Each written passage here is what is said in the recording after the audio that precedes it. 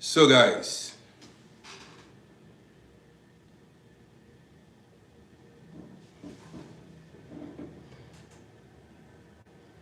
I just came out to touch some issues,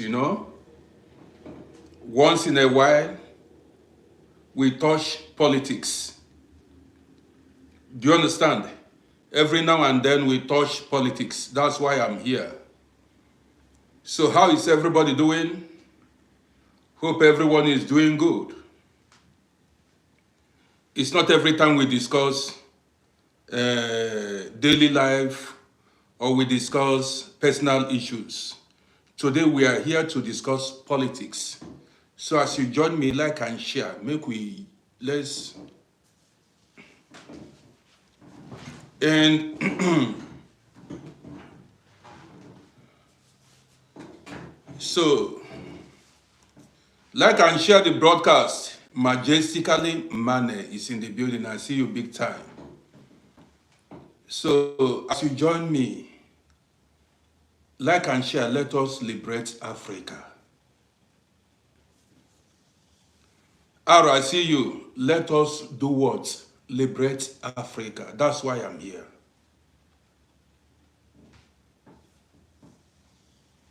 So, guys, yes, fellas, I see you. Fellas, how are you doing? Good to see you, fellas. Live, good day to you. This afternoon, we are here to discuss politics. You know how we do it. A lot of you do not know. I created this page to fight injustice, corruption in Africa. Many do not know. Do you understand me? Many do not know. You did not meet me when I was active in fighting corruption and injustice. But then, every now and then, that spirit to fight injustice comes up.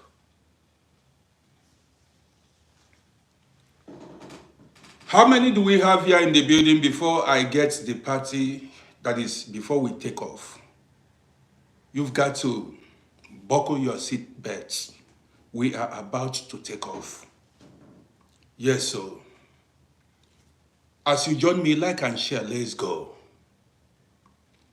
I want more people. Let's get to 100 people on TikTok, 100 viewers on TikTok before we get the party. Peter, I see you. Peter is on board. I see you big time. So,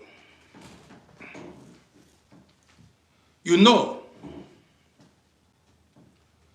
every now and then you hear people tell, or you hear people say, we should go and build Africa. We should go and develop Africa. How do you think we are going to develop Africa? I'm asking you. Listen. How do we as Africans, how are we going to develop Africa?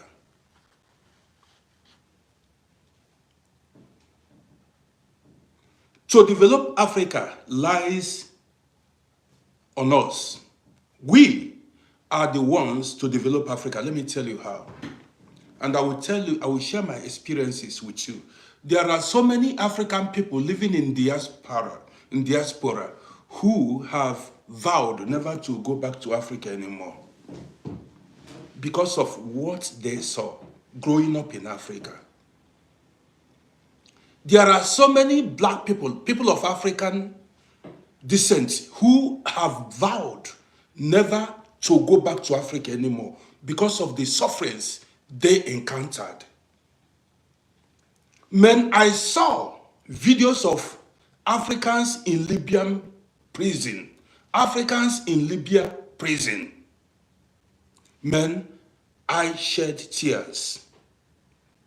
At times I ask myself, is it a cause to be a black man or a black person? Why are we, especially, why are the black race so wicked? Why are the black race, why are we so wicked to one another? Go to Libya and see many African people, people from different countries in Africa, languishing in Libyan prison. People are dying every day in black people. People of sub-Saharan Africa are dying every day in Libya prison. Where are the embassies? Where are the embassies of these citizens that are languishing? You see why they don't respect African people. This morning, my wife went to do something in the hospital. When she went there, I was home. I told her I would join her later. It is a hospital very close to us because I was not able to sleep yesterday night. In the night, I couldn't sleep.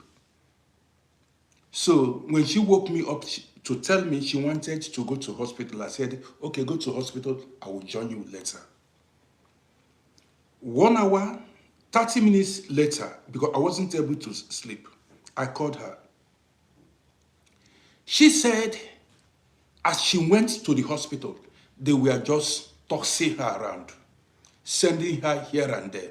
They don't respect. She called me to tell me she does not know why Europeans don't respect African people. That was what made me to quickly wash my teeth, dress up, and start. I went to the hospital to go see the people who are mistreating my wife eyeball to eyeball. By the time I went there, they have already taken her blood sample, blood test. So we waited like 20 minutes, and this has always been like that. Wherever they see you as an African, even the poorest Asian, European, Arab believes they can mistreat you, disrespect you, and nothing will be done about it. You are a subhuman. You are a black person. You should go back to your jungle. No matter your class, no matter how intelligent you are as an African person, they see you as a nobody. And this is what these wicked leaders in Africa failed to realize, that they see us, they put us in the same pot. You, after stealing the money, after stealing money in Africa, stealing your country's money, and buy property in abroad, if you come here, they will still see you as an African man or woman. And your children, they will still, you will face the same difficulties we face. You will face the same racism we face. No matter how many buildings, how many houses you bought. Even Europeans don't respect you, even with your limousine, with your, what is the name, Porsche, with your expensive cars, they don't respect you. They call you N-word because they know your home is messed up. They know you are corrupt. They know you have no love for your people. They know you are not your brother's keeper. They know it very well. They know you, the money you are eating, the money you used to buy the properties in abroad, you stole it. You have no shame. Your heart is as dark as charcoal. I told you guys the other day, that was some, what's it called? Some years ago, when I was still going to gym, I met one guy from Nigeria. We were lifting weights. As you know, after lifting weights, you see us discuss one or two. The guy told me that he will never ever go back to Nigeria again, and he does not want to be buried in Nigeria. I told him, myself, boy, what are you talking about? He said he has made a will that when he dies, he wants to be buried here in Vienna. He does not want to be buried in Nigeria. I said, why? At first, I did not understand him. I was upset with him. I said, man, you are a man. So you want to forget your father's land, your native land. The guy gave me his reasons.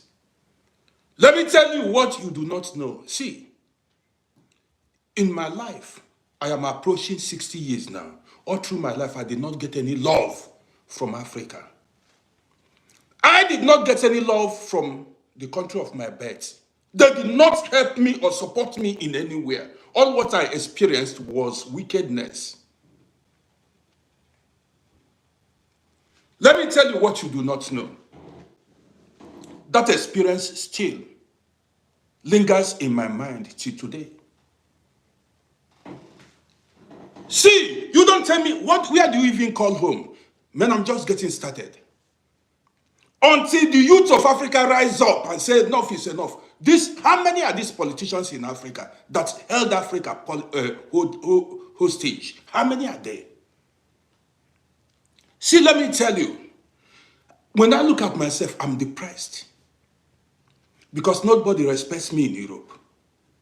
I am totally depressed. I take antidepressants on a daily basis. You don't know. When I remember Africa, I am like a lost son. Here in Europe. Because if I were to be living in my native land, I would be highly respected as a man. But in a foreign land, nobody respects you because it's not because they know where we came from. We came from ghettos. We came from ghettos, all of us. If anybody that will come here and tell me the country in Africa is well-to-do, man, shut up your mouth. Which country? If you tell me that, see, there are only few areas in many African countries where the rich assemble themselves, the estates. The rich, how about the poor people? They build exclusive areas for themselves. I told you black people they like to oppress their fellow black man. See, Europeans, let me tell you, I have spent more than 70% of my life here in Europe. And I know Europeans more than I know African people. I'm not telling you a lie. Europeans are more human than African people. Listen to me very well. Europeans are more human than African people. Europeans are their own brother's keeper. They are united. I'm not telling you a lie. See, when you want to talk about the most, how do I put it, disorganized race, you talk about the black race. Let me tell you what and why we are backward. Number one, we have no unity among ourselves and we have no love. Stella, with me, I see you. We have no unity and we have no love. The black man is the most wicked human being on earth. The black people. Their heart is at their back. Men, I'm not telling you lie. If you go to some areas in Nigeria and see how they unalive each other, how blacks are unaliving each other, members of the same tribe, intertribal hatred and wars, religious conflicts, religious fights, men, where do you start? If you see the heart of the black man, in fact, this morning somebody said, if care is not taken, Europeans will come and recolonize Africa. And men, see, African leaders are more worse than even the African leaders are doing worse than what slave merchants did. You see these people we call leaders. Men, I hate them with passion. You see these people, these are murderers. You see these people you call leaders, these are murderers. I told you, men, I've taken time to evaluate things and assess the black man. This morning, this afternoon, I want to talk. The most fearful race on earth are black people, black men.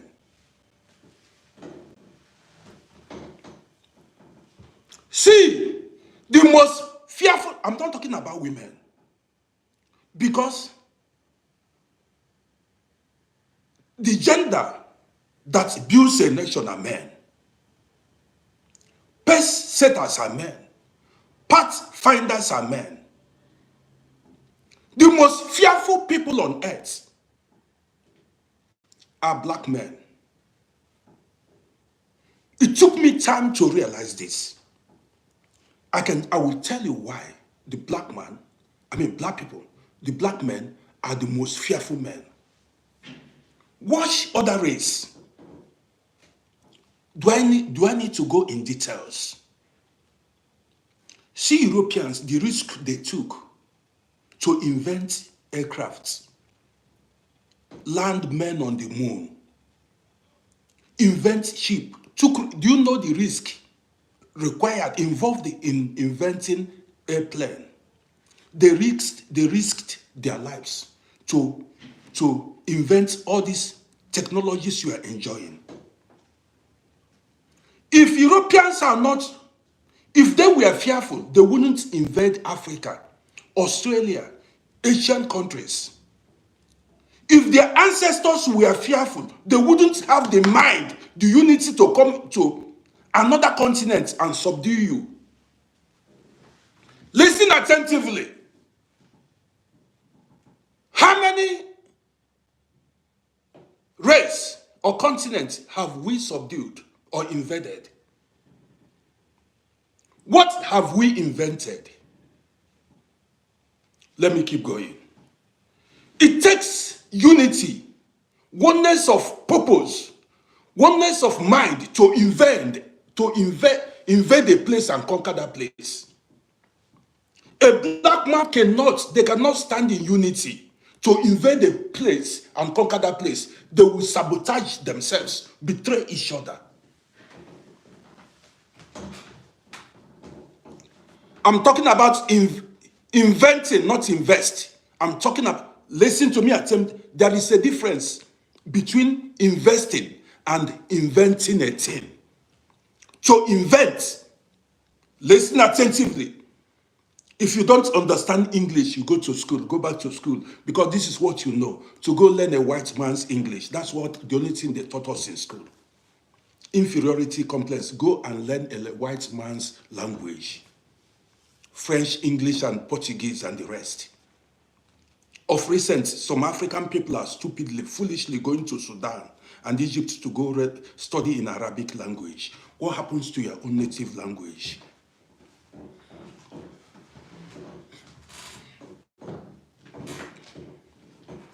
So, what are we good at as a race? What are we good at as a race? The only thing we are good at is to hate each other and unalive each other. You go to Africa, you see, let's see me talk now. You go to Africa, you see a lot of them tell you they belong to cults, confraternities. In the 70s and in the 80s, fraternities were formed to fight corruption, injustice, and to speak up against any form of oppression. The founders of these confraternities, do you think in the West there are no confraternities? There are so many confraternities. Talk about the Skulls and Bones and so many of them. But they use these confraternities to champion what? Justice, development, and good governance. Are you listening to me? Now, the black man formed his own confraternity to oppress his own brothers, unalive his brothers, involve themselves in court wars, living corrupt leaders. Old men of 100 years are ruling you. You say you are a hard man. You are a cultist.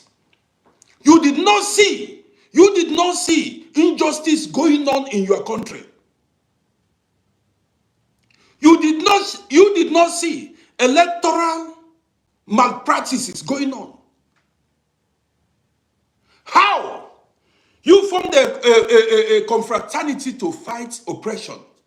But oppression is happening before your very eyes and you're not doing anything about it.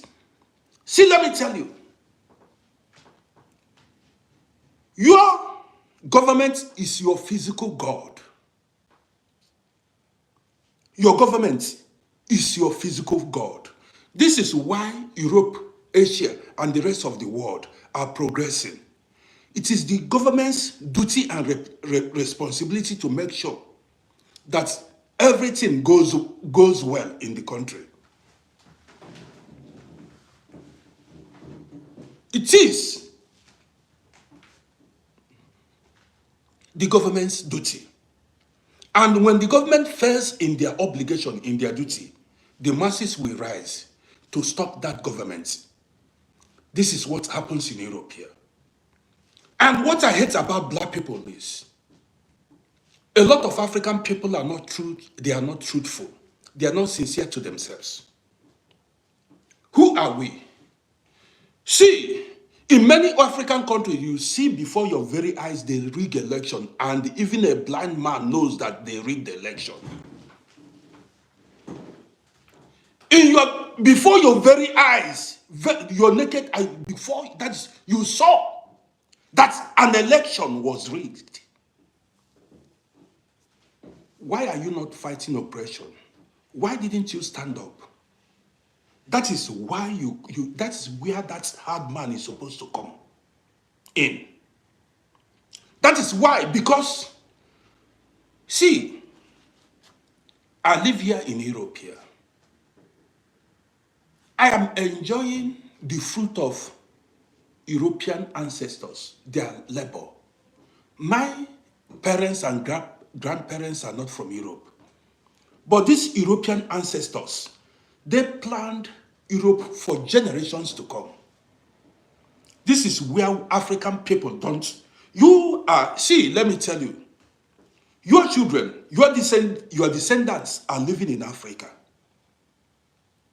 Now, if you do not fight corruption, fight oppression, if you don't chase away corrupt leaders, your children are going to go through that hard life you are going through. It's no joke. Even because I was born in Africa and I lived in darkness. There was no light, no water, no good road, no hospitals. In fact, we survived by miracle, chance, by luck. I did not benefit anything from the government till I left Africa. Nothing. Getting to 30-something years after, it is even worse. Kidnapping, armed robbery, even there is nothing moving on. A lot of people are scared to go back home. Esther, I see you big time. Esther, I appreciate you. It was when I came to Europe that I began to experience love.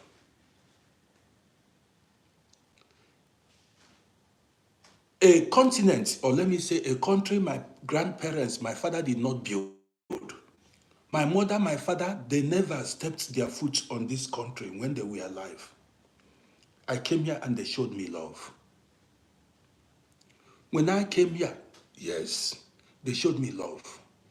That is, in Africa, nobody is willing to give, no organization gives you free food accommodation or caters for you. Here in Europe, there are many organizations, churches. They don't go about putting on loudspeakers, disturbing the peace of the people. There are charity organizations that takes care of homeless people, displaced people. There are places, if you have problem with your wife or your husband, you have a place to stay for a while before you settle with your wife or before you get your own apartment. You stay there free. Do you have such places in Africa? These are things, all these charity organizations, they have buildings where emergency accommodation for people who are displaced. Maybe women that their husbands are violent or abusive, they can decide to leave home. In here we call it Frauen house. When I came in Europe, my eyes opened. That was when I realized that the people you have in Africa are criminals. You think anybody, don't come here to tell me Europeans colonized Africa, Europeans enslaved Africa. Man, if you come to tell me that thing, I will get upset with you.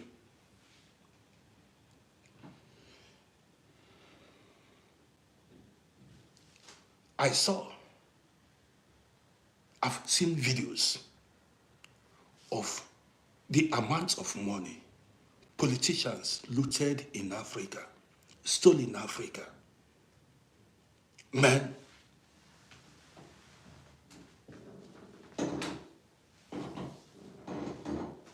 if you see the amount of money, if you see, the black man is wicked. And I want to tell you something. Power is not given, power is taken. These people you see in Africa that are occupying this political post, that is their business. Listen attentively. That politics is their business. They are not there to improve your living condition. They are not there to help you. That is their business. Listen attentively.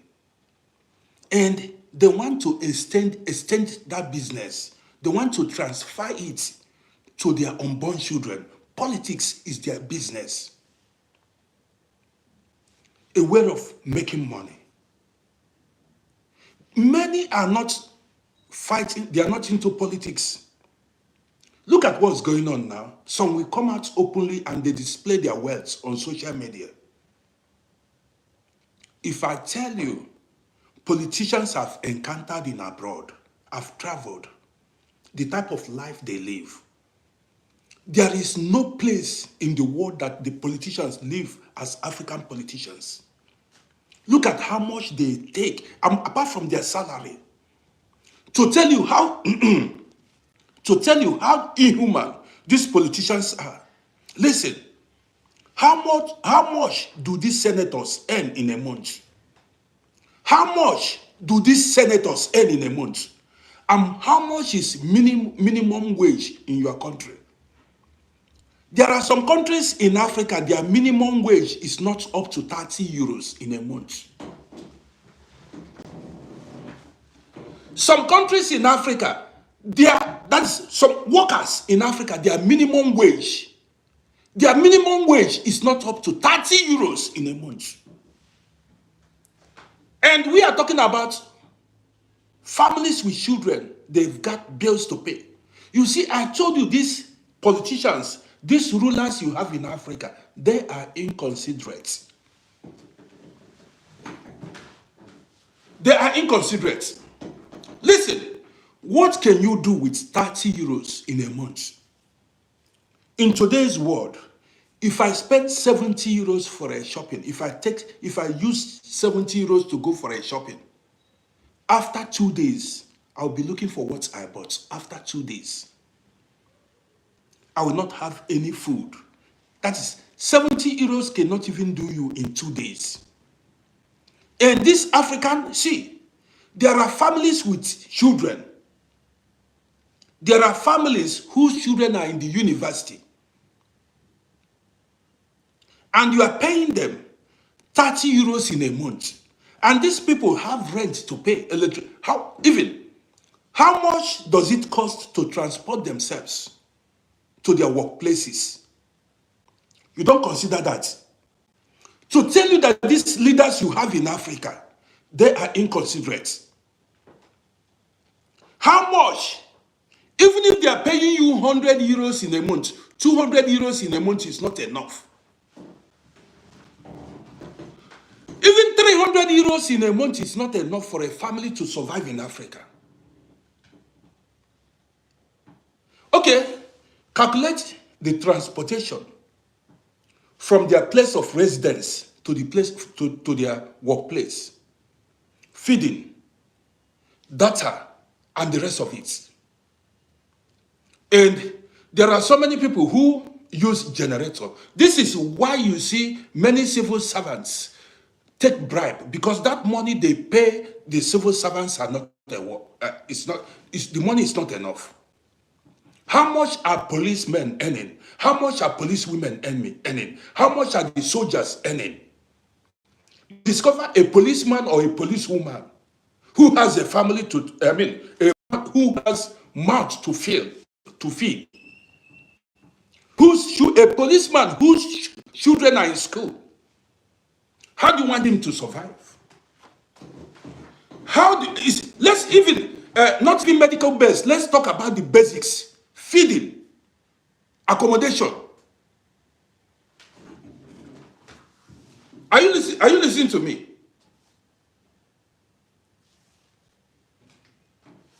Now, if you are a policeman, let's say you are a policeman, and you have a child who is out of school. You have a child who is who was sent home. You have a child who is in the university, and the money you earn is not even enough to pay your child's school fees. You're a policeman. This is why policemen take bribes. They have no other option. This is why you see soldiers take bribes. Civil servants take bribes because they have no option. Let me tell you, I said your government is your physical God. Why do you think many youths are into crime? Let me tell you.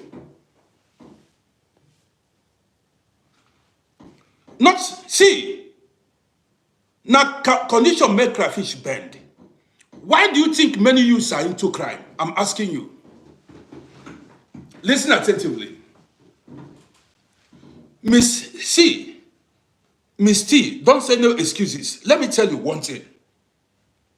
Here in Europe, it's not about lazy. Listen, Miss T, listen. Here in Europe, Europeans support their citizens financially. If you've not gone there, you will not know. I am telling you what I know. Europeans support their citizens, and that is why there is less crime in many Western countries.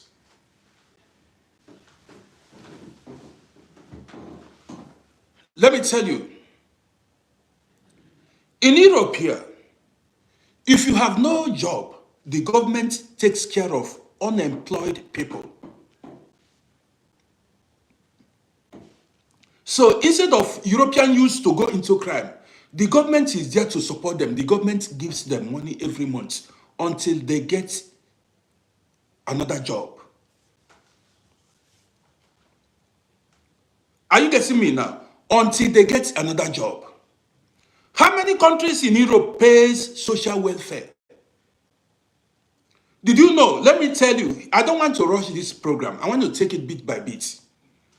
Here in Europe, if you are a widow, you get financial support from the European government, from your government. If you are a widower, you get financial support from the government. Will take the role of your deceased husband or wife. You see the government in Europe here, you see the government begin to play the role of your deceased wife or husband. Are you listening to me? Do you have such system in Africa? No. Does it mean they cannot they are unable to establish such a system. Yes, they can establish it. This is not science and technology. But the black man wants to oppress his fellow black man. Not to, they are selfish and greedy. The black man has no love for his fellow black man. They are not their brother's keeper.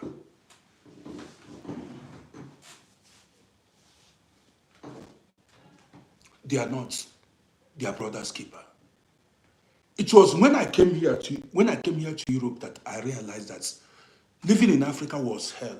These leaders are mean, they are cruel, and they are so religious but ungodly. See, who are the people that rig election? They are either Muslims or Christians. And if I come to talk about religion, you come here to fight me. Who are the people who rigs election during who rigs your votes during election? Go to many African countries. You see them go to mosque on Fridays. You see them go to churches on Fridays, but they are evil. They go to churches on Sundays, but they are evil.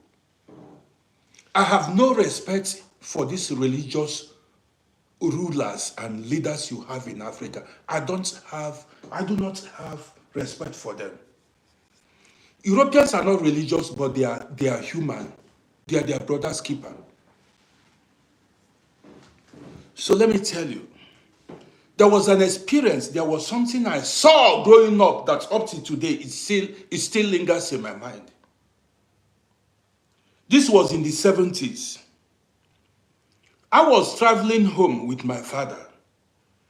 It was towards the end of the year.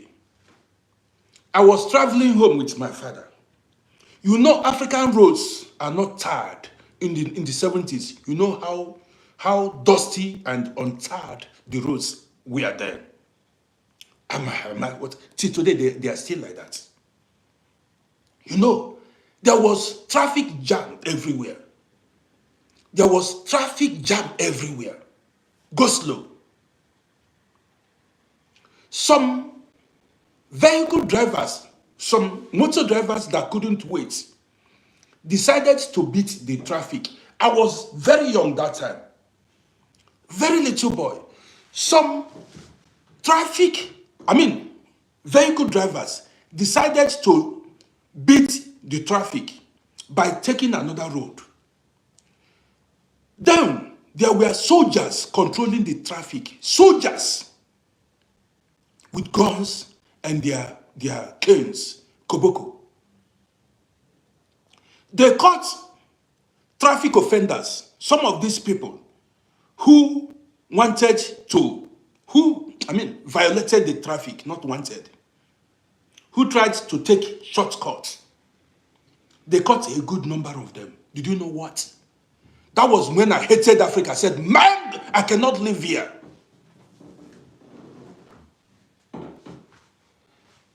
Did you know what they did to? Do you know what they did to these drivers?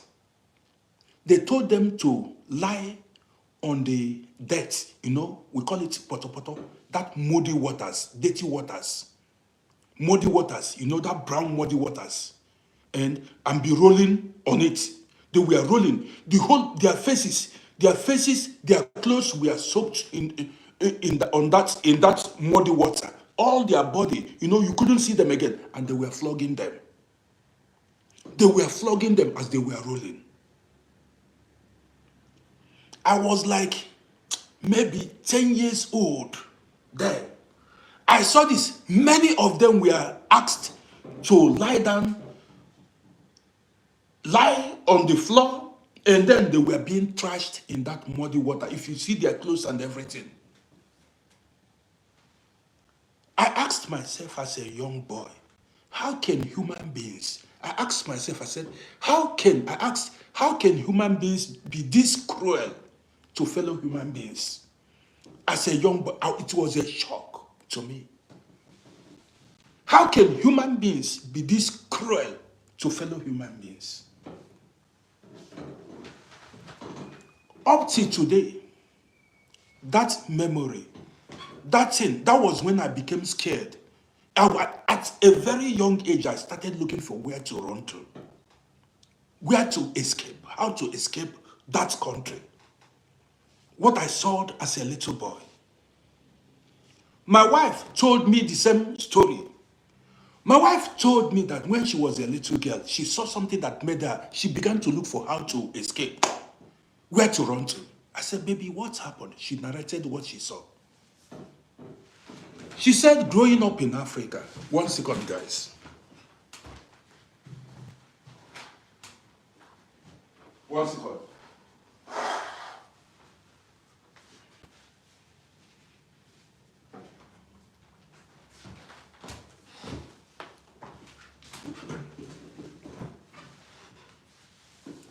So my wife told me, she said growing up in Africa as a little girl, there was something she saw that made her start looking for a way to escape.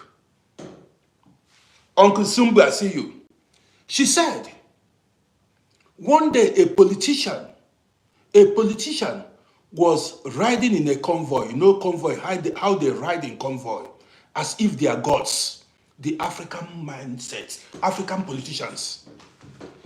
African politicians see themselves as gods. As God, that is, as gods. My wife said, a politician was riding in a convoy, you know, how they follow themselves. You see, fleets of cars, you know, follow. My wife grew up in Ibadan.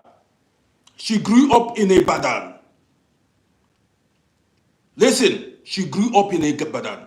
She was born in Ibadan. She said one day, she saw a politician riding in a convoy. You know how they put their siren, and soldiers were following them. There was a car driver, that is a private car owner, who was in front of the politician. They were blasting their horns, their siren. This man did not give way. This man did not give chance for them to pass, to drive by. Maybe, you know, probably the man was listening to music, or he was playing loud music. You know, when you roll your glasses up and your music is loud, you might not hear horn. I mean, when people honk, or you might not hear, hear siren. So the man did not, you know, give them chance. The soldiers stopped, brought out this man, and began to flog the man. They began to beat the man. My wife told me, as a young girl, she saw the man lose consciousness. The man became unconscious. She told me she had to run. This was in the 80s. She had to run. She could not bear it. I said, no, are you telling me? She said, she saw it with her. He said that was when they beat the man till the man became unconscious. And she told me she did not know if the man survived or not.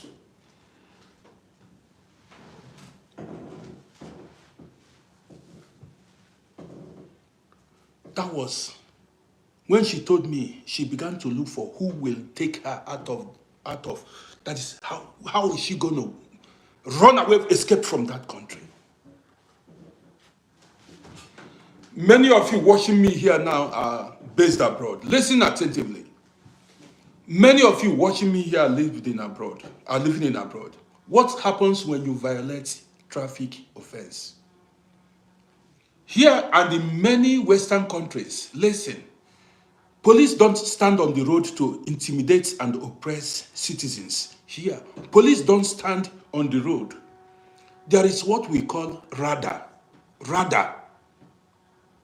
Listen, radar.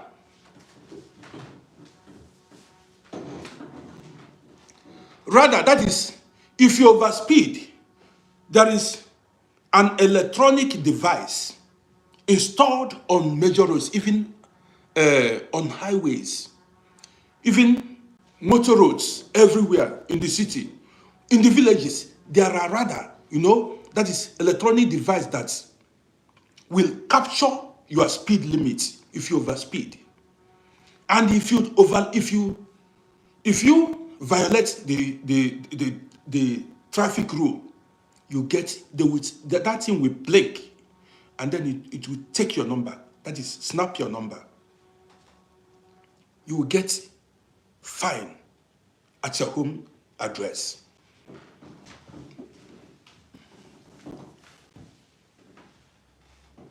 Nobody, you'll be even at night, in the day, there are, cameras everywhere that we call it radar, that will catch you if you violate traffic offense. Here, it is very difficult. You see European, treat you the way African police, soldiers will treat you. It is rare. The highest you complain about is racism, and they will only mistreat you if you are illegal in the country. If you have your documents right, nobody will mistreat you. Nobody will mistreat you. So, what I saw was in the 70s. My wife saw hers in the 80s up to today. The same horrible practices are still taking place in many African countries, where you see soldiers abuse their powers. You see soldiers abuse their powers. You see policemen abuse their powers and oppress the citizens. How do you develop Africa? This is where to start in developing Africa. See, here where I live, politicians don't go in convoy. I've never seen, staying here, I've never seen politicians go in convoy here. When I was driving taxi, this is where I respect, for the first time, this is where I respect Europeans. One day, a president of a country came to this place. And that day it happened, I was very close to the airport. A president of a country, I did not know the president, the president of the country, but a president, I had a president of a country came to Austria.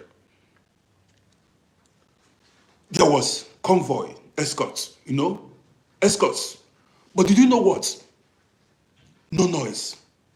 Like 20 cars escorted that president, and they only had their blue lights on.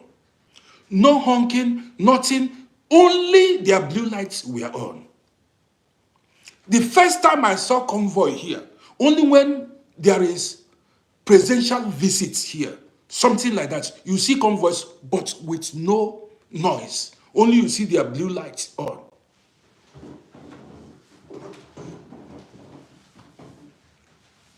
Why? Even any African, I'm not talking about politician, even an African man that made money, that has money, the next is to look for who to oppress. Who to oppress. The number one reason a lot of people make money in Africa is to fight their enemies or to oppress people. That is why I told you guys I do not want to live in a country where I will be oppressed as a poor man.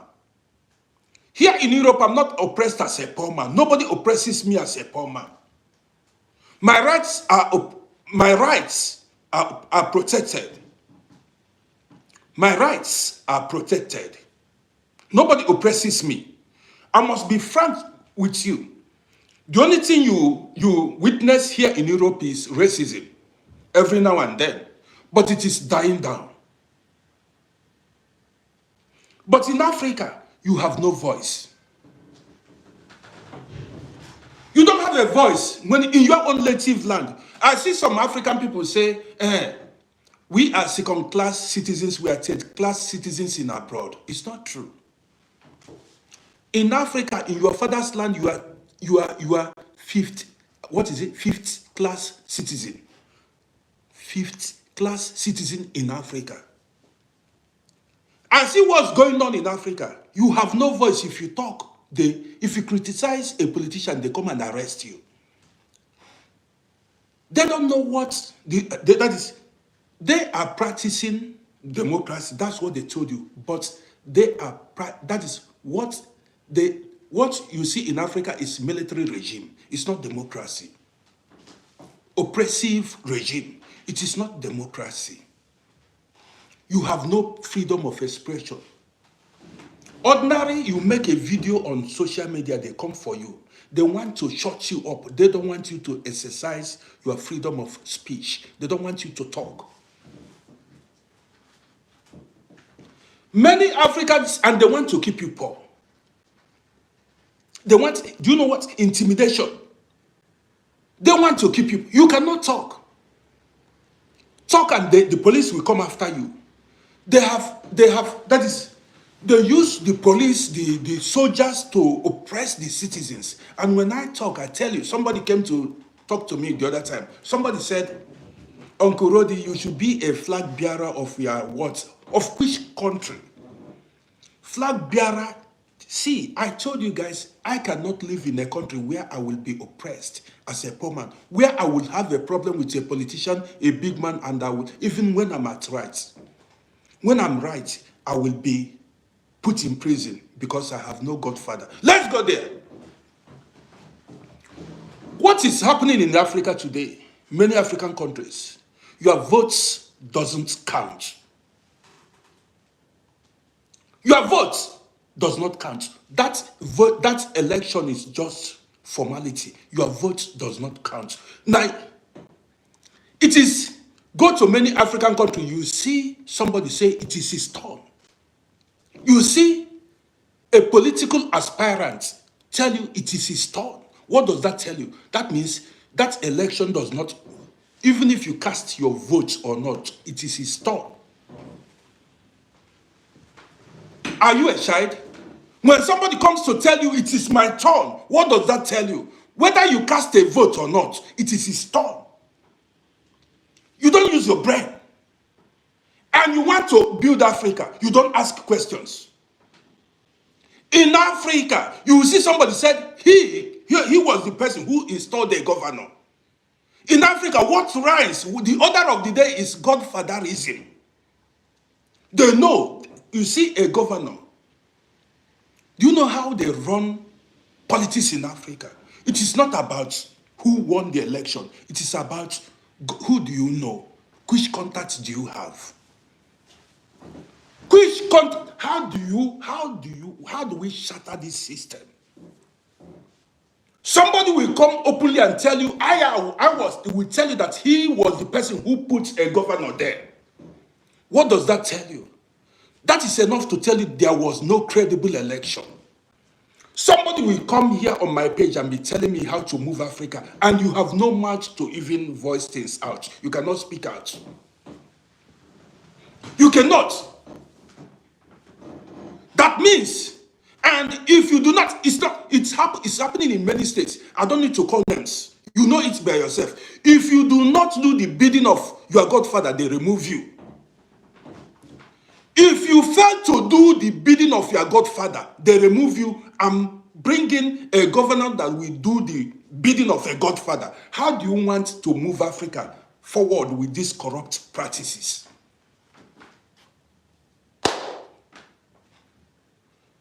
I told you that black people are cowards, and you see these things happen before your very eyes. What do you do? Injustice, corruption. What do you do? What do you do? When somebody tell you he put that governor there, that means there wasn't anything like a credible election. Oh, I don't understand these people. When somebody come and tell you, man, listen, we are not children again. See, when somebody comes to tell you, man, it is my turn to be president. Have you heard it in any other country? When somebody will come and tell you authoritatively, say, listen, it is his turn. At the end of the day, it became his turn. That is to tell you that your system is flawed. You don't. Tribalism and religious affiliation has finished Africa. That is to tell you that that system is corrupt and flawed. Do you even have justice system in Africa? Do you have justice system? The hope of the common man, hope of the common man. The place you go, the only arm of the government you go to get justice as a poor man, it has been compromised. How do you want me to go to and live in such a country after? How can I live in such a country? Where a court will pass a verdict, court will give an order. Court will say, do you know what court is? Court's verdict has to be final, it's the final. Court's verdict in developed country is final. You don't even argue it, you don't dispute it. Court's verdict, final. See, a court will give a verdict. You see a politician who will tell you he owns the country. See, what do you say? The highest there is here, the highest you do is you make an appeal. At the end of the day, if that appeal does not hold water, it will be cut off. After the highest you, that's what, listen, you make an appeal. That your appeal may not, at the end of the day, may not see the light of the day. But here, when court gives a verdict, it stands. You can make appeal. Okay, right. But we respect court verdict. In Africa, you see, court will give order to release somebody, give order for a thing to be done.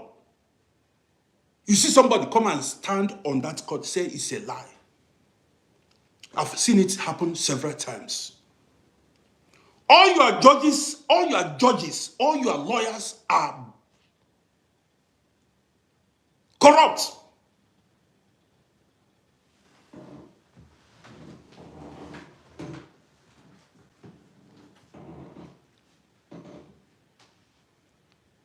Where you go, they will tell you go to court. Because all the judges have been bought. Go to court. Which kind of continent is that? You want me to go live in a corrupt country, corrupt continent, where they will tell you to go to court when they have installed their men in the courts. Everywhere you go, they put their men in places so that you as a common man, you have, where do you want to run to? Your rights have been taken away from you. Do you call that a country?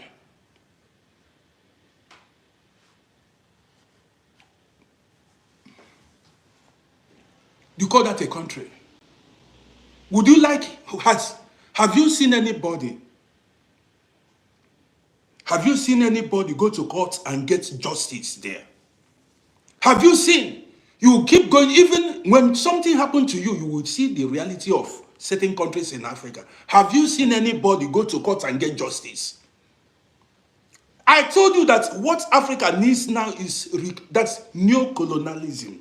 They need to. It remains white people it remains for white people to come and recolonize Africa.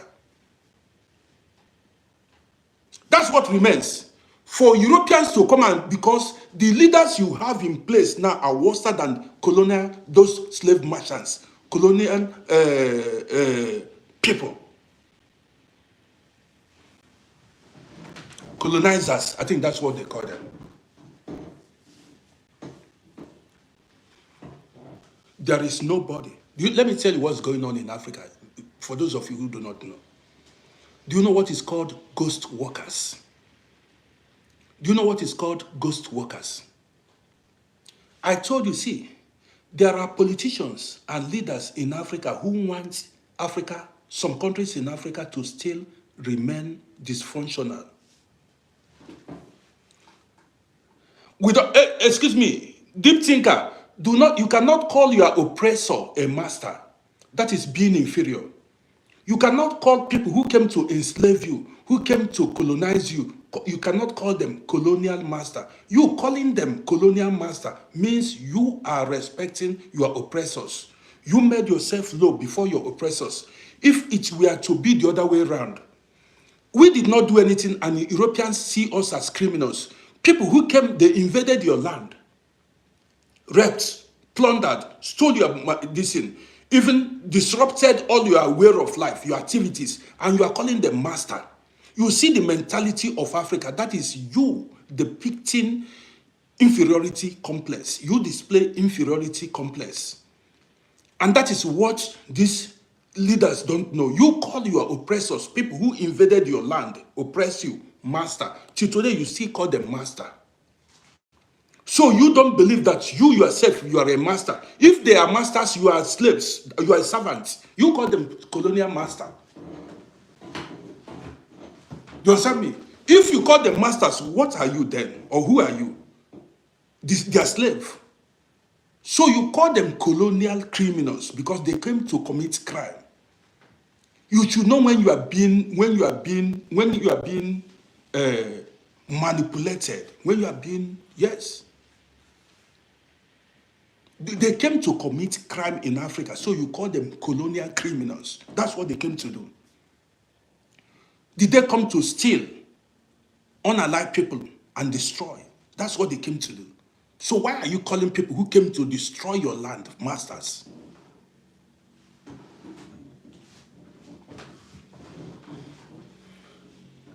You said, I'm saying, asking them back is when they were there, they were better than these leaders. See, they're not your kind. We are humans, but Europeans are from another race, from Europe. But they did better than these leaders you have. They were able, the things they built, the infrastructures they built in Africa, even the way they organized Africa during their era was better. Africa was much more organized.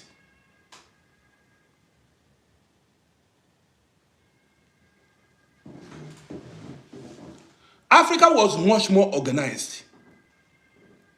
See, it will pain me most. It will pain me. See, do you know what it takes? You are suffering in the hand of your own kind. You are suffering in the hand of your own people.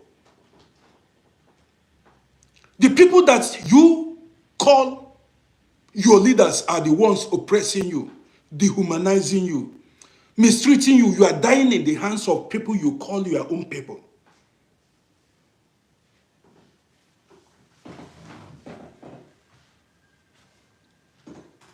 Where do we be? Do you know how frustrated I am here? Do you know how frustrated I am here?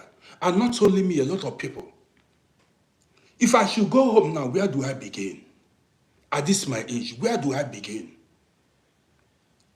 Do you want me to go back to this functional system? We are not in works. See how all the countries we have in Africa, which one is a force to reckon with? Which one is a force to reckon with? Tell me. You that is watching me, have you benefited anything from the mineral resources they sell daily in your country?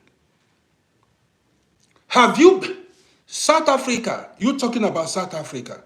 Let me leave it.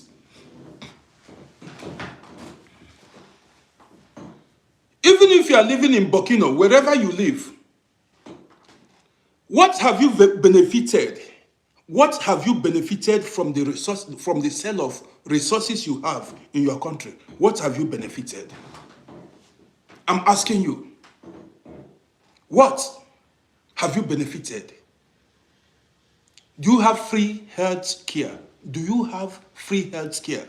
As a country that is naturally endowed with mineral resources, that has plenty mineral resources, you are supposed to have free health care, free education. That is even the things what you are supposed to be benefiting as a rich country. But then look at your country. Every citizen in that country looks miserable. You are looking for help. That is why a lot of people, think their help will come from church or mosque. You pray to imaginary gods. You call on God, you call on Allah, but nobody is coming to rescue you. You have been calling on God for years, has not come to rescue you. Nobody has come to rescue you until you learn to rescue yourself. You've got to free yourself from the hands of these criminals you call leaders, because they have done more harm than good. So what have they done? I was about telling you, I wanted to tell you about ghost workers. Let me tell you what is going on in many African countries. Just give me 1 minute. You don't know. Do you know what is ghost workers? I will tell you now. Give me 1 minute.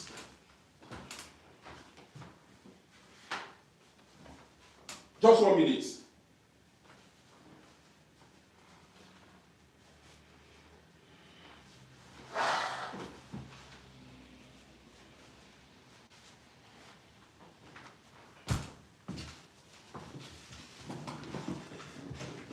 Now I'm back.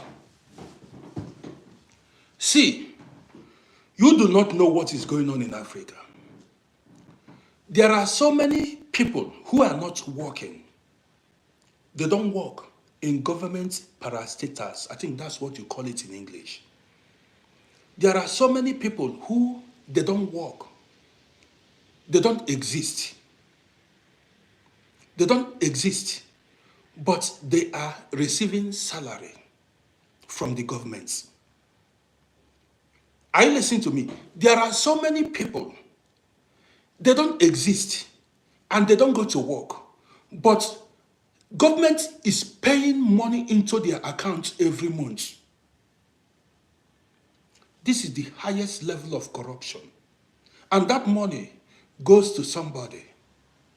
You see, this is why I told you there are people who do not want Africa to develop or move forward.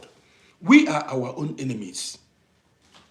Many politicians want Africa and their countries to be dysfunctional so that their business will keep thriving. There are so many people who do not want their countries to have electricity. Because if the country has electricity, their business will flop. There are people who do not want good transport system, like rail transport, good roads. Because let me tell you, all these airline owners, to tell you the mindset of black people, they want insecurity to keep, being in existence. They want that insecurity to keep going on. Number one. There are people who are into transport. They don't want government to build good roads, good railway system. Because the more your roads are dilapidated, the more your roads are bad, the more you don't have rail transport, you get through the stress. You go through the stress of traveling by road. Then what happens? You prefer to fly by air. You prefer to fly by air. So as you are flying by air, their airline business will keep flourishing. So anything that will make them stop making profits in their business, they will go against it. You don't know how corruption, goes in Africa.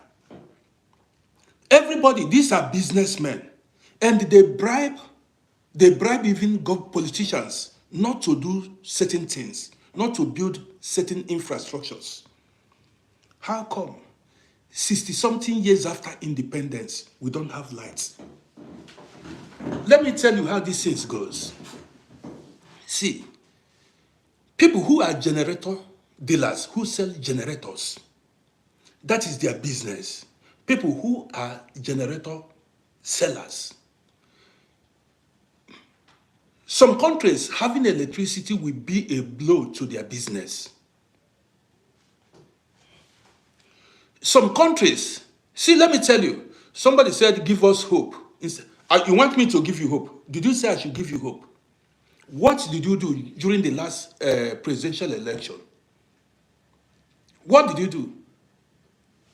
Have you voiced out about corruption? What did you do? How many times have you used your page to speak up against evil? You said I should give you hope. Do you understand me? Now let me tell you, those that are selling generators might be sabotaging the government providing electricity for the masses. This is how dark the hearts of black people are. They prefer people to remain in darkness. Generator dealers, generator importers, because they know when you have electricity, their businesses will flop. So what they do is they go look for who is minister of so. They go bribe them. They sabotage every effort to bring development in their own country because of their selfish interest. That is the black man for you. Let me tell you, I took time to think about it. It took me time. I said, how come? How come we are not able to fight insecurity? Insecurity. You hear Fulani herdsmen kidnapped people and on the road. The government couldn't tame these people. Armed robbers, kidnappers. The more people lament online, they were kidnapped. The more people are scared to travel by road. The more people who are into airline business are making profits. You don't know. That is the black man. The more there is insecurity, the more airline business is flourishing. And that is what they want. That a lot of people, men, sometimes when I say the black man, they prefer to make money.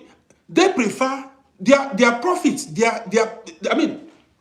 their interest overrides public interest. Their selfish interest. They just want to be rich and let others keep suffering. But these people, when they get money, they send their children to abroad, well-organized society.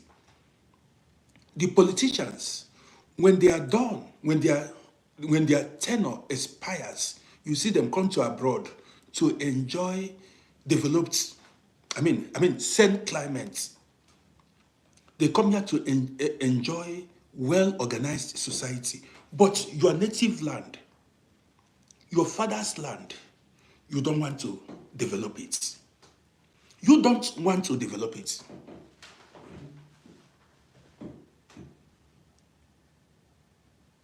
Miss Folasha, they said, I think the best of us come. I don't understand.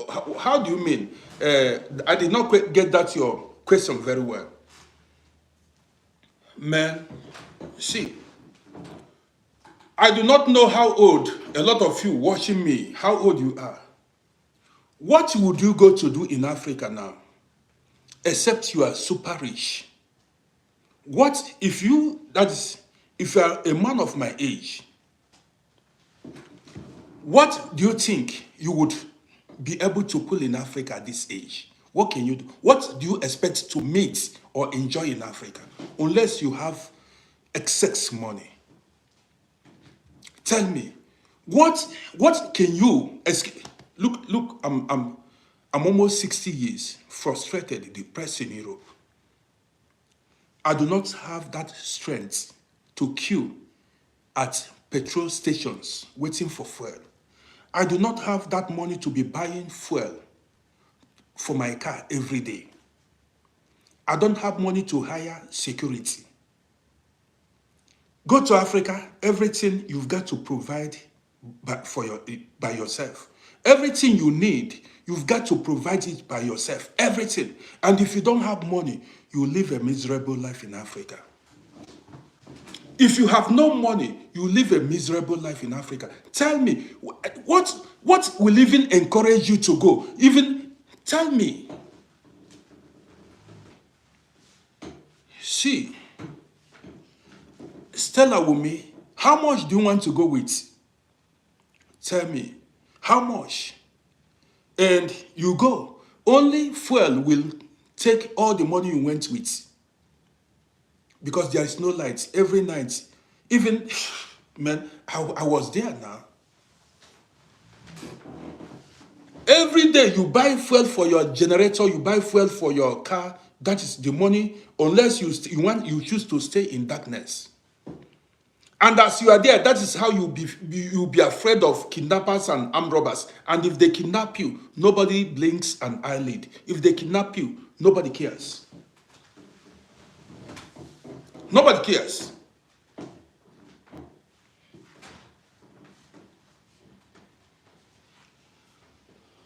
Michael Oyeyemi said I should speak about Nigeria. Some African countries are nice. Michael, let me tell you what you do not know. I do not know when you started following this page. Majority of my followers are not from Nigeria. Many people, you started, Osayi, I see you. You started following me newly. Most of the people you see watching me now are not from Nigeria. They are from different parts of Africa, some in Europe here. Many people. So this platform is not for Nigeria. This is a platform for all. Both Europeans are here watching. Arabs are here watching. This is not a Nigerian platform. So don't come here to tell me I should speak about Nigeria. Nigeria is not the only country in Africa.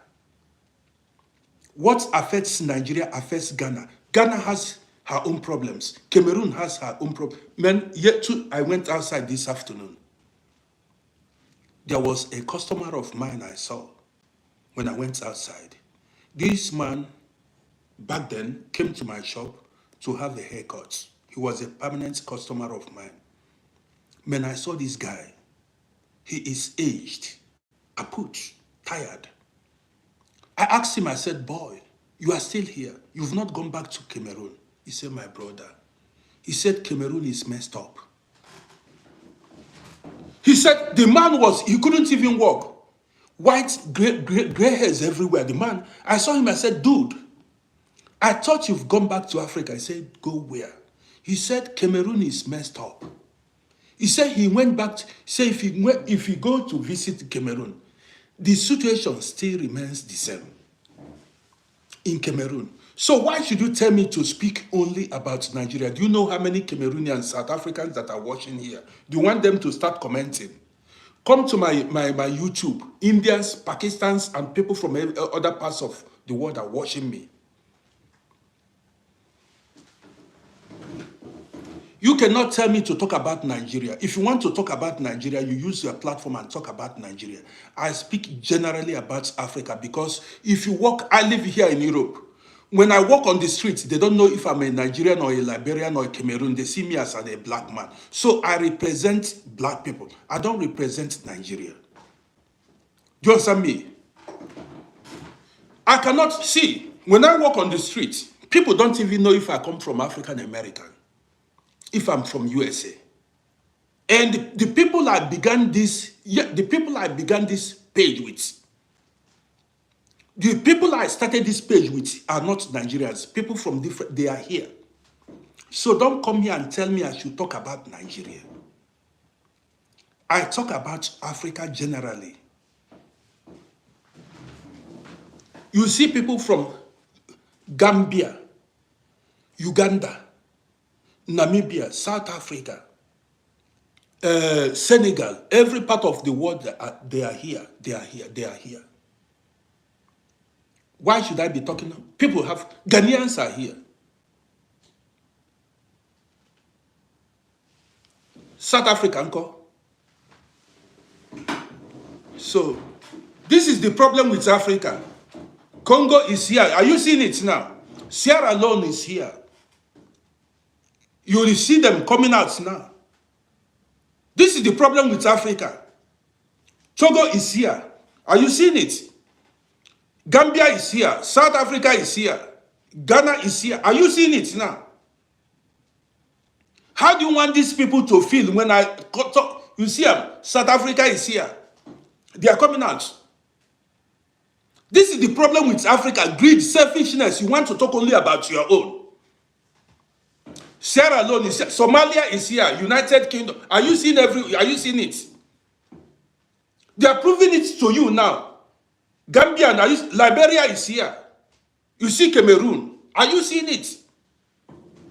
Switzerland is in the building.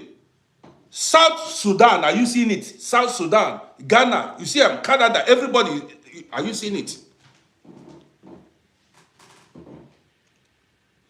Are you seeing it? Cameroon, you see everybody. The whole Africa is represented here. You see, this is the problem we have. You see many Cameroonians, Ghanaians, you see them worldwide, you see them. Are you seeing it? France is here in the building. Okay, let me continue. We are all one. Are you seeing it? We are all one. This is the problem we have. Europeans don't think like African people. And this is the problem. A lot of people will say, come and think about, you see, talk about Nigeria. Is Nigeria the only country in Africa? Do you know how many people, you see many people from different African countries worship. Sugar Bukandi will see you.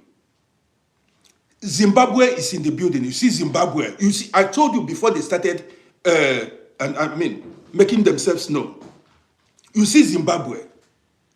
Zambia, all parts of the Africa, everywhere is even the whole world. Australia, they are even from Caribbean, they are here. Jamaicans are watching. Do you know how many African Americans? Do you know how many Caribbean citizens that are here? You see, Uganda is in the building. You see, Namibia is in the building. Are you seeing it? You want me to talk only about? You see the mentality of the black man. I told you I don't do tribe. Rwanda is in the building. Rwanda represented. Gambia, Jordan Sa is an old school here. You see, Rwanda, every part of Africa is here. And they want me to speak about Nigeria. Don't you know that we are one? The same system abides. The same system is in every African country. Cape Verde is in the building. You see Cape Verde. Cape Verde represented. Where is that person that said me I should? You see, are you seeing it now? You see how many people that are watching worldwide. Are you seeing it? So all these people are watching me. You want me to be talking about Nigeria? Don't you know that there are people who built this page? The whole Africa. Let me tell you. To tell you, see, Hamburg. See, one day a South African woman came inbox. A South African woman came to my inbox, asked me, how can she connect with South Africans? I've said it before. She said I think she lives in Europe here. She said she wants to connect with South Africans. How could I help her? I said, please, when I go live, come to my platform. Just said, are there South Africans in the building? The woman said, okay. When I went live, the woman came. As soon as she mentioned, please, she wants to meet South Africans. She needed help. She needed something from her country people. As soon as she said, are there South Africans here? Immediately she got her problems solved. So many South Africans came out and they did it. I didn't know what she wanted, but she had her case settled. You see how it goes. I do not know why I didn't know, but she said she wanted to meet South Africans. So I told her to come live. When I go live, she should join us. So she came here and said, are there South Africans? I told her, here she got some South Africans. Maybe she wanted to, I don't know. This is the problem with Africa. Selfishness. Ish. Me. You know, this is why Europeans are, see European Union. All European country members came together to form a union. You want us now to be doing Nigerian thing, Ghanaian thing. I'm not like that. I don't do it. And I don't do tribe. I keep saying it. I don't care your tribe, your country. I don't care about your religion. We are human beings. This is why some people say, why are you talking about Africa? Yes, I talk about Africa because what is facing Cameroon is facing the same system in Cameroon, the same system in Liberia, the same system in Ghana, the same system in Nigeria, the same system in Uganda. Don't come here in Zimbabwe itself. Even in South Africa at times.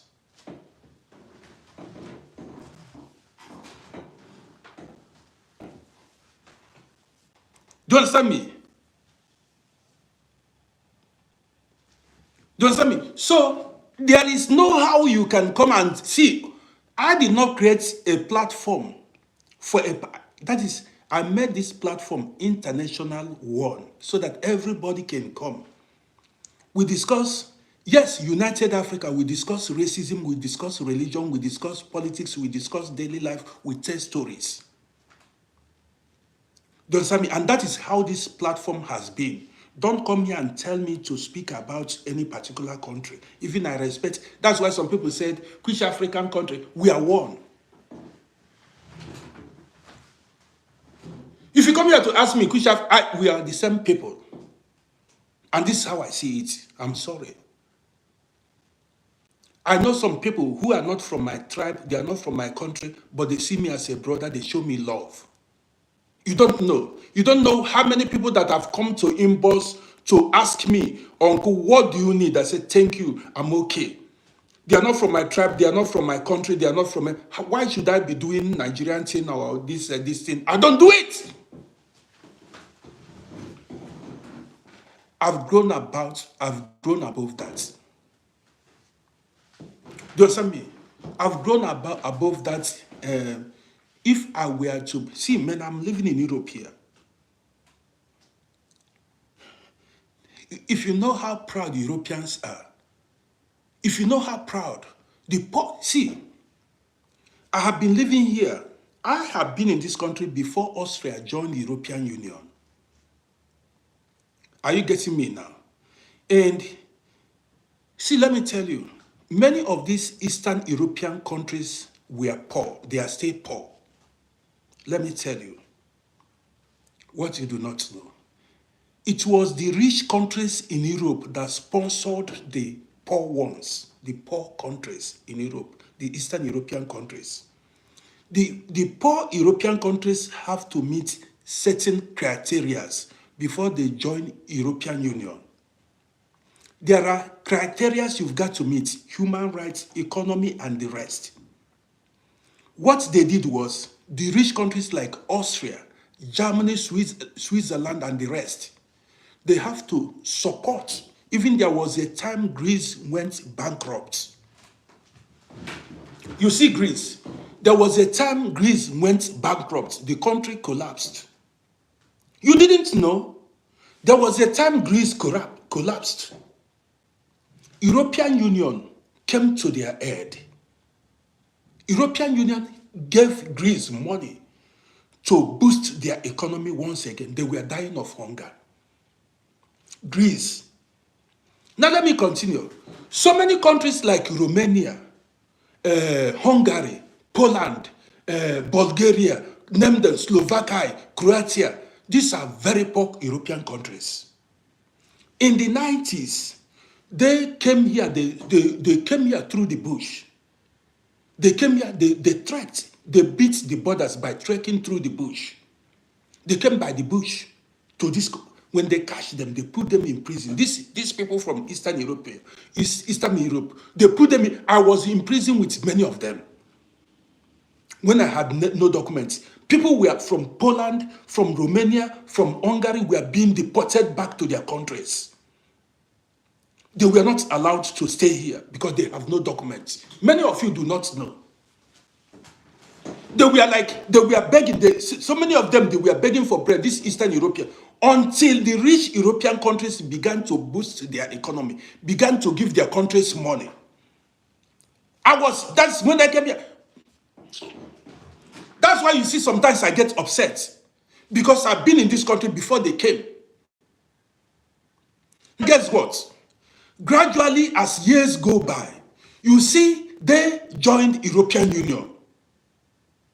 As they joined the European Union, first, after some time, they were allowed to walk with their passports. Now, when they come here, many of them are living in Austria, in Germany, in Holland. They can live and work in Europe. The highest immigrants here in Austria are Germans. Germans have been coming here, and then followed by Romanians. Romanian has the highest number of immigrants here. So now, see these people. They are living here. They came now as members of European Union. And you see them carry their shoulders up. They tell you, this is Unsara Europa. This is our Europe. They tell you, this is our Europe. Let me share a story with you guys before I continue. This is the work. See, I tell you about white supremacy, making themselves proud. You see, they know what is called white pride. This is what we Africans don't want. They don't want to see their people poor or suffer. As far as you are European, as far as you are white, they don't want to see you dehumanized. They don't want to see you. Are you listening to me now? The rich European countries like Belgium, Holland, Austria, Germany made sure they boosted the economy of the Eastern Europeans and helped them to join European Union. But African people, but let me continue. One day, that was around, let me remember, around 2004 or 2003, I was inside the train with my wife. We are going home. So, listen, there was some white people. You know what? This is why sometimes I get upset. When they see you as an African, they don't want to know if you are a politician, if you are rich or poor. They see you as an African, they want to mess you up. I was with my wife inside, that was around 25 years ago, thereabouts, inside the train. Some two boys saw my wife and disrespected her. They called her a name I did not like. So the train stopped at West Bahnhof that day. I grabbed the two guys. They called my wife Schlampe. I said, how dare you call? You see, when they see a woman, they disrespect something they cannot try with their European discipline.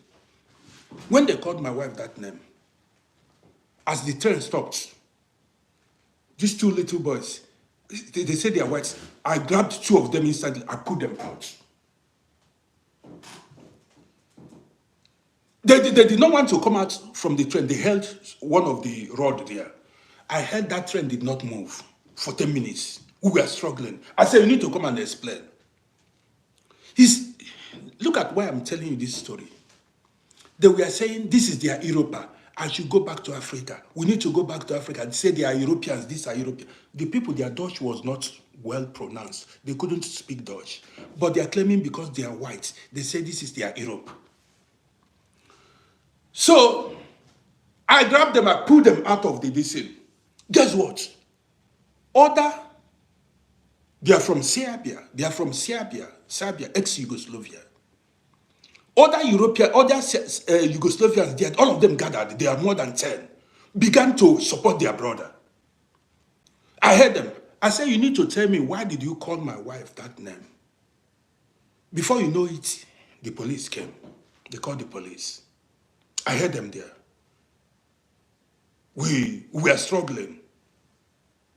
You know, all their countrymen that gathered began to take side with them, began to support them. See, some that were not even there in the train, they weren't on the train then, began to support these guys, began to say they were there, that I was the person that looked for trouble. Listen, you know the police. The police came. They saw me and my wife, black people, African people. They left everybody. They came to us. We were the people, the victims. They offended us. But then, police came. Their eyes was on us. Their eyes were on us. What they came, first of all, they came to us. Bring your documents. You know, because of the tension, and I wanted to refuse giving them because it is always the same. Always the same. They go after black people. Whenever there is a crime, there is anything, they go after black people are their suspects. Their eyes are on black people. So the offenders they saw was me and my wife. Immediately they came, they said, advice, I should give them my documents. I carried red passport. I gave them European passports. Those two boys were shocked.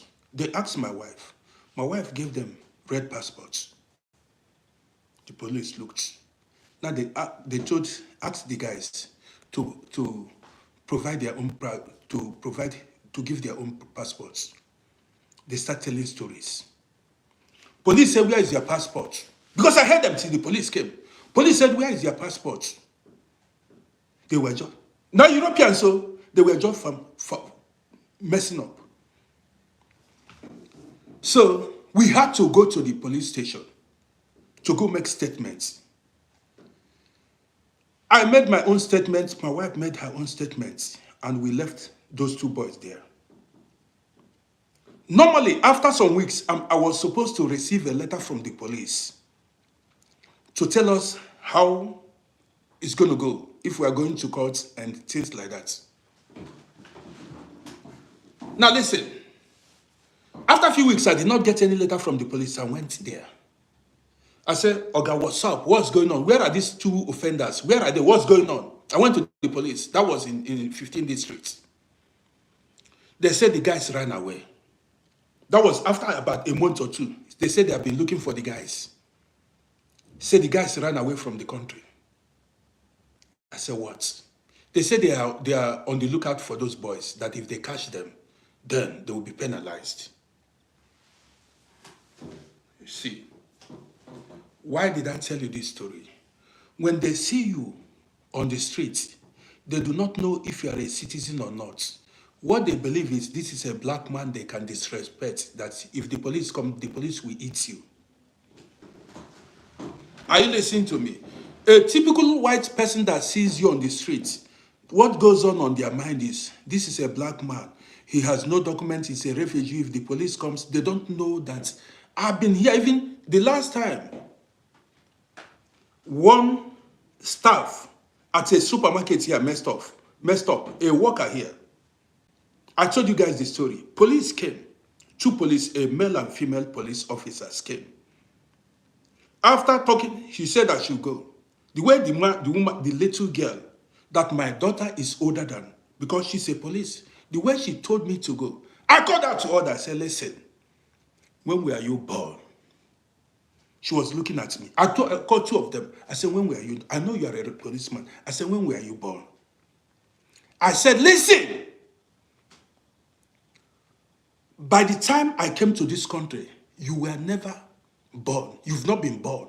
When I came to this country, I stepped my foot on this soil before you were born. I drank the water of this land before you were born. I have been using this U-Bahn, these train stations, making use of this road before you were born. So respect me. What you are seeing is a color. You cannot talk to a white man of my age like that." The woman said, "Surely gone." She said, "Sorry." I bounced my way back. Do you understand it? When they see you on this, that's what my wife is complaining. They don't know that we are old schools. They see you on the street, but now they've got to respect my gray beard. If they see me now, somehow they respect my gray beard because this beard tells them that this man is an old school. Now, most of these Europeans, when they see you as a black man, that is why I get upset with African leaders when they see you. Because if they come here, they are going to experience the same thing. These leaders, because unless you lock yourself inside the room, if you come outside, see, even at the hospitals, they will disrespect you. Even if you are a president, they will disrespect you. Do you understand me? That is for sure. The only time they respect you is when they see your identity, when they see your passport. They know, say, that's when they will know that you are unmovable. That's the time. But walking on the streets, even a white person, where my son was working, where my son is working, do you know the person that was giving him problem? A man from, what is it? Colombia. Not a black person, a Colombian man. Colombian man that is a little white. That is a Colombian man. Every time my son would tell me that one man from Colombia is giving him headache. A boy that was born here, that began his life here, that went to school here, kindergarten, everything here. An immigrant from Colombia that believed that he's white, want to disadvantage, but my boy has command of Dutch language. They would like to back at workplaces, even a white person from one poor European country or one poor South American country will come want to disadvantage you as a black person. At workplaces, they do not. This is why I'm of some ignorant African people. You never see anything. You have no experience. I am an experienced man. When I tell you, see, back then, in fact, so many of you have no experience. You do not know the angle I'm coming from. When I make videos, when you see me protest, I make videos based on my experience. You don't understand it. The other day, I was outside on the street making a video. One of my neighbor, he is a friend, came to me to tell me I was loud. I was on the street. This is something he will never attempt. Dare not talk to an European. He can never try it. If it was to be an European, he will never try it in his life. This is how they disrespect black people. But you see some African people come and say, black people are always loud. Or you are seeing it from another angle. I'm seeing it, that is, if it were to be an European man, he would even smile at him. Say, continue, Mark Vital. That's how they are. Somebody is saying Europeans are not loud. Yes, Europeans are not loud. Did you get the point? See, if I go outside to make a video, do you know how one makes a video? You need to try several times. You think the video I post is just a video I made one time. You have to make a video several times to know the one that will be suitable to post to your audience. Sometimes you might be making a video, you make a mistake, or you get lost discussing a topic. Or you might be making a video and somebody will come and distract you. Or your English, you did not speak the right English. Or maybe a car might pass, or one thing or the other with you understand me? So now, do you understand me now? So there are some videos. Sometimes I'll be making live broadcasts here. Some people will say my voice is not loud enough. I should use a speaker. Now listen. No, as I was outside making a video, somebody came to tell me I was loud. I wasn't even close to his house. I was far away from where he lives.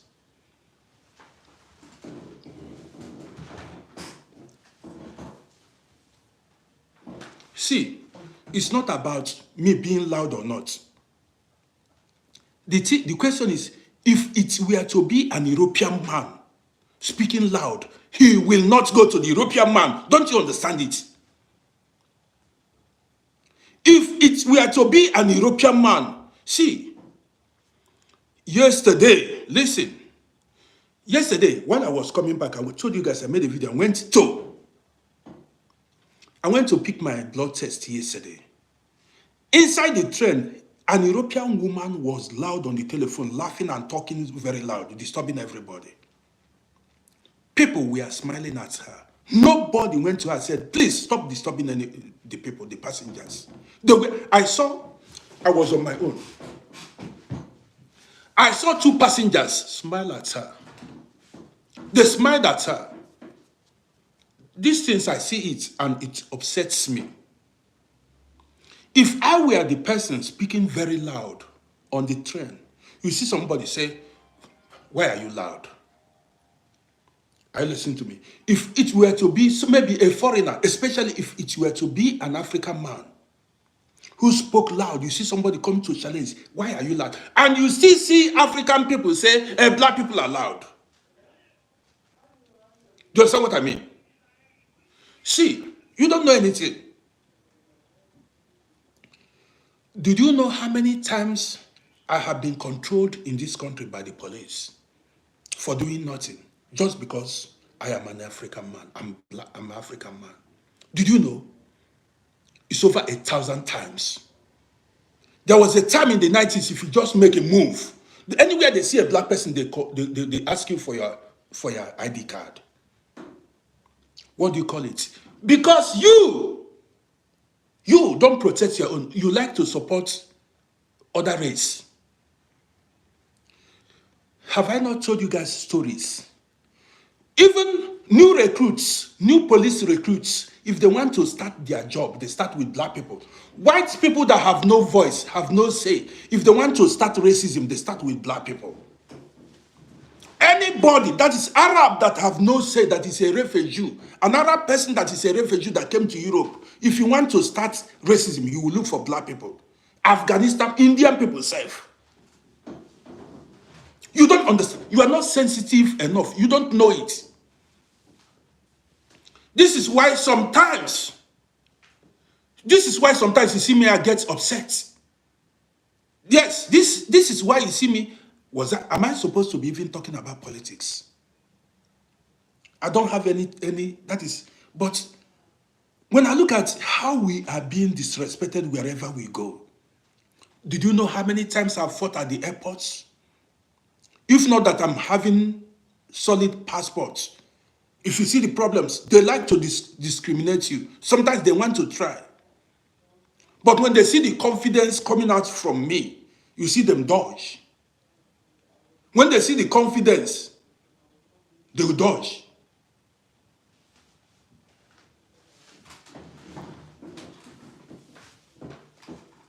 There are times, did you know how many times I wish to go back to Africa? But go back to meet who? Meet oppression. In Africa, as a poor man, if you talk, they arrest you. When they arrest you, they tell you bring 50 million to bail yourself. Libya see you. They tell you bring 50 million to bail yourself. They want to scare you. They want to shut you up. The leaders will oppress you in Africa. Rich people will oppress you. People that have contacts will oppress you. As a poor man, you have nobody to defend you in Africa. When I remember these things, I cry. There are no institutions. The system is not there to protect the poor and the oppressed.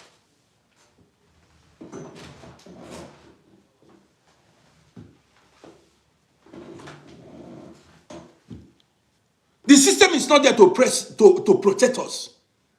It has nothing to do with age. Nothing. If you have no contacts, if you have no money, if the police arrest you, all of you that are watching me now, do you pay bail? Do you bail yourself when the police arrest you here? Never. In Africa, they tell you bail is free, but they will call money for you. They tell you bring 20 million. That money, they want you to go and sell your property.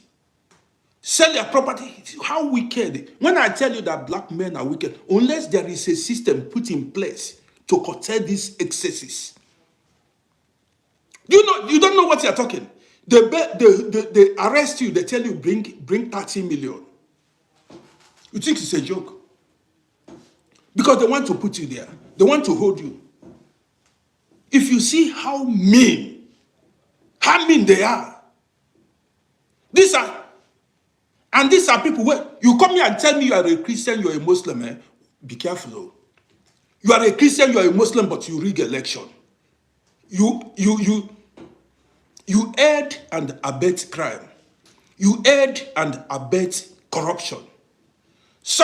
What did you do when you saw electoral malpractice? You saw people. Even we are our own problems in Africa. See our life now. There is nobody that is living in abroad that is not facing racism. Even our children. At their various schools. Many children are out of school because of racism. They use institutional racism to send our children packing. Systemic racism everywhere. You don't know what you're talking. Don't pretend.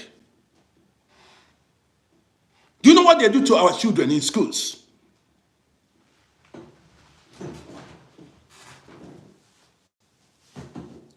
Because you are comfortable eating chicken leg and potatoes. You believe life is enough for you. Because you saw electricity and you are eating rice, boiled rice and plantain. You think you are living a good life. But you are being oppressed.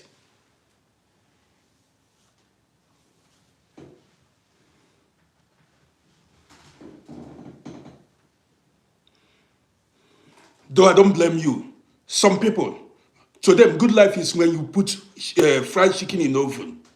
If you put chicken in oven, if you roast chicken, you believe you did not eat this kind of roasted chicken in Africa. You have enough chicken to eat here. So you believe every other thing you don't care. You don't, even if they are bullying you, even if they are racism you don't care. Because you are eating chicken in abroad. And that is why you hands up.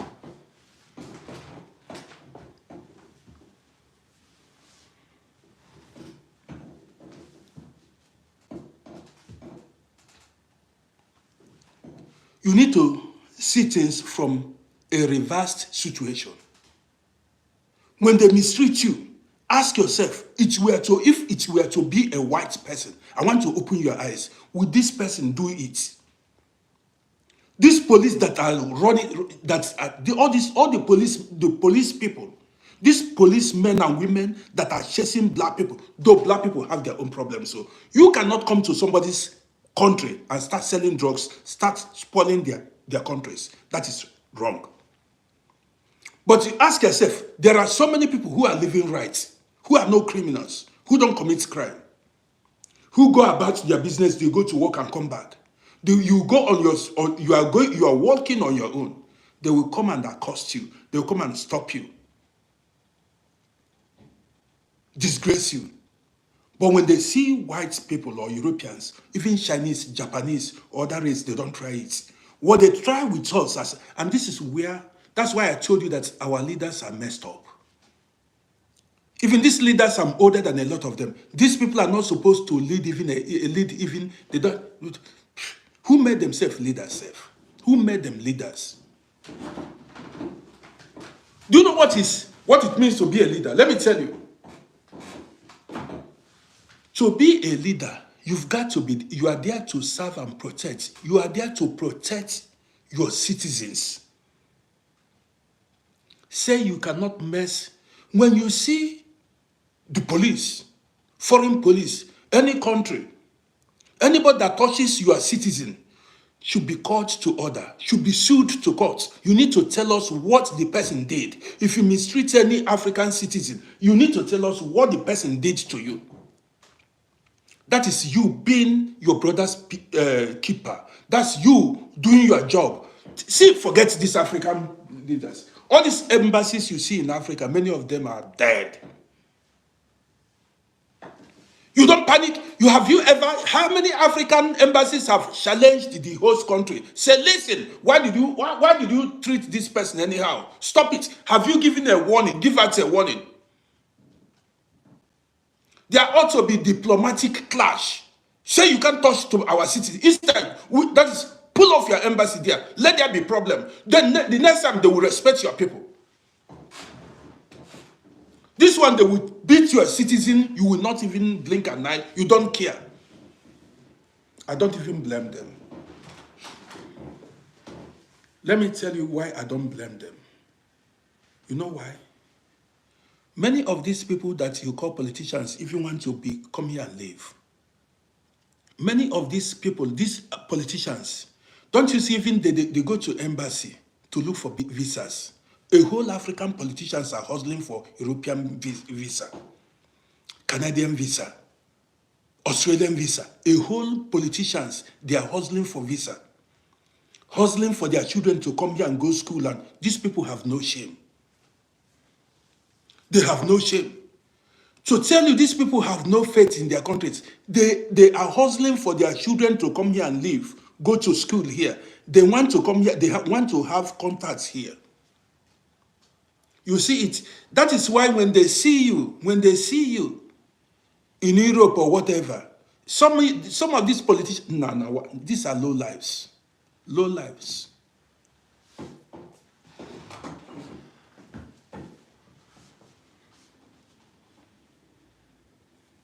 Yes. If I tell you something, all these people, they have no shame. If they send them on diplomatic mission, what they do is they look for a way to start, like some footballers then, you remember back in those days. African football.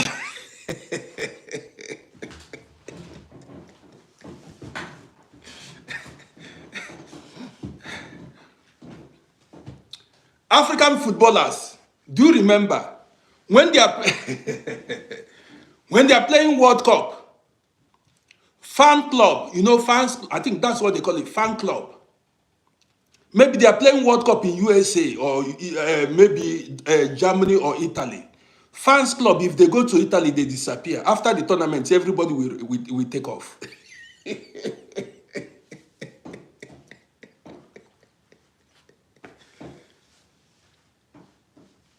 Guys, did you hear? Footballers then, when they go to match, some footballers, when they travel abroad for football tournament, some of them will escape.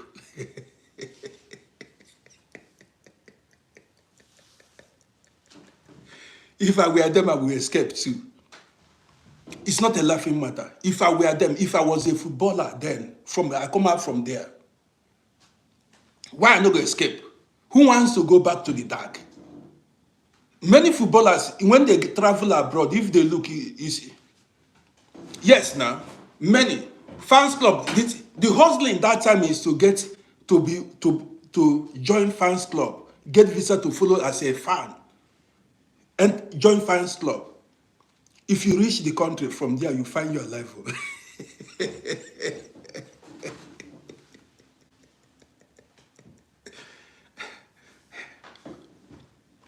If I had the opportunity, if I follow them, if I had the opportunity, I go follow Ron.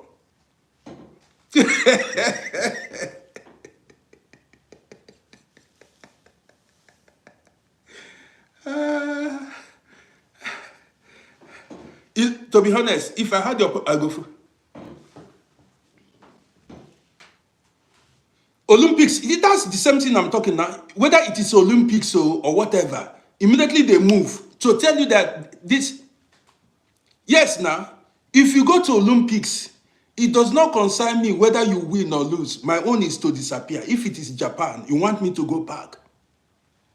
If in anywhere, as far as say that is, they only return unless it's African country.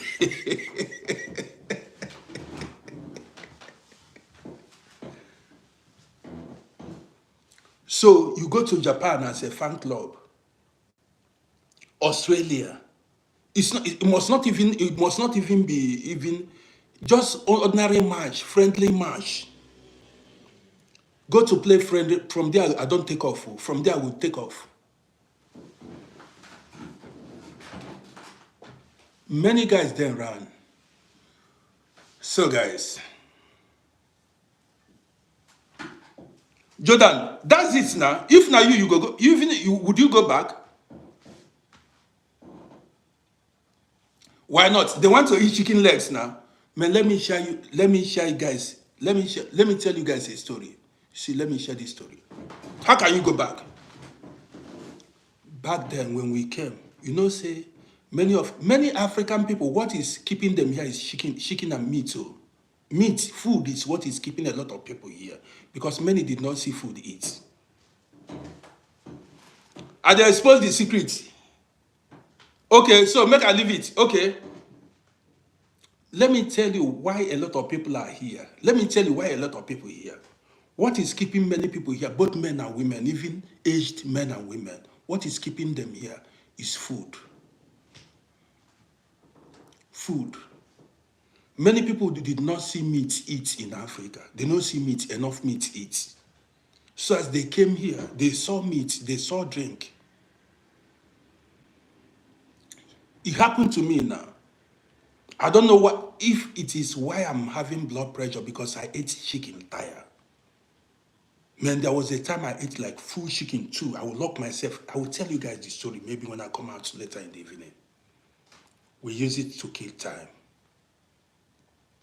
When I came here, then full chicken was 25 shilling. A full chicken, 25 shilling. That was like €1.30. €1.50 or 25 shilling then. Roughly, something like that. A full chicken. When I came here then, I said, so now chicken be this? So this is chicken. When I went to market, there's a place called Landstrasse Market there. I went there, I bought four full chicken. If you see the chicken, it be like, that chicken looked like agric chicken. It was like so big. It looked like turkey. Then, where did you see chicken? Chicken wing serve. In Africa, there were years I spent years without eating chicken. Where you see chicken serve. You only eat chicken on Christmas days. Or maybe Easter days, Christmas time, Christmas festival. So, I went and carried this. I carried 4 chicken. Out of greed, I cooked 2. Big chicken, I cooked 2 at a time. 2 big chicken at a time. I fried stew and rice. Man, as I was cooking it, I carried a big pot. The whole thing was boiling, making boiling. When the soup done, as the soup was ready, I went. I carried it inside my room, locked the door. Man, I started eating chicken that day.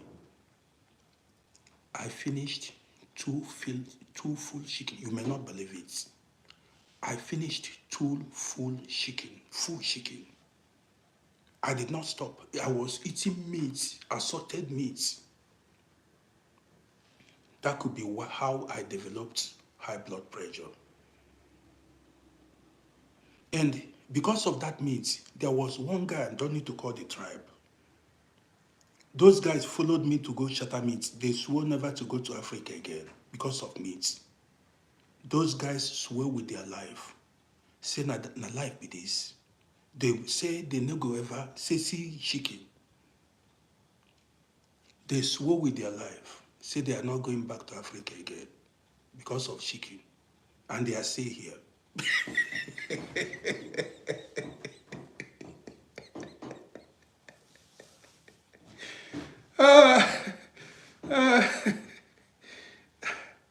So guys,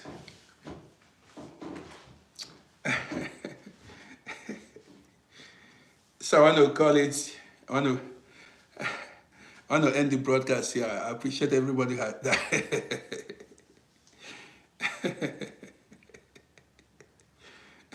They are in Europe. Nah, story plenty. Nah, I not gonna lie you. I will not tell you lie. Meat follow keep me here back in the days. I said, man, I sorted now. So meat follow put, but now I don't eat meat. I don't drink. I don't do anything, But more stories are coming your way tonight.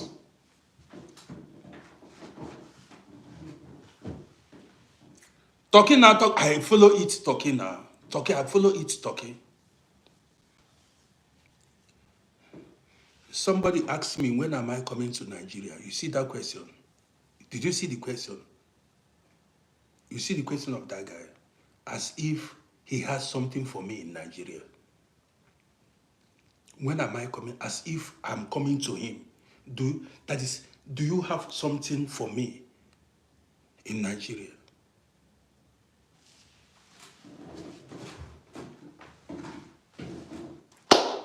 So guys, I want to say,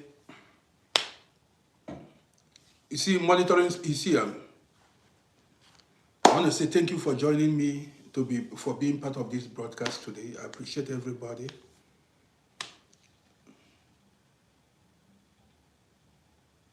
So I'm going to be coming live. Bang Book, I appreciate you. I'm going to be coming live once again today. We still have time. Around 9-10 p.m. I'm coming live for more stories. It's going to be fun. Don't forget to join me when I go live. We are not going to discuss politics again.